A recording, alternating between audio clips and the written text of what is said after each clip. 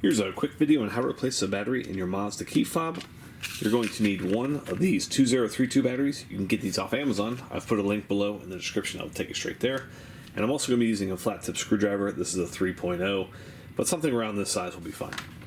So what you want to do is on this top part here, the side that doesn't have the Mazda logo will come off first. So you want to slide that latch down and just pull that down like that.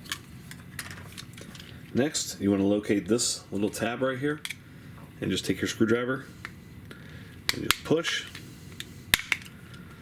and that will pry. You can see that right there. That'll pry that out of that hole. Next, take your screwdriver here, pop it right there, then just press right here. That'll pop out your battery. You want to make sure you replace a new one, positive side facing upward. Put this back in like that.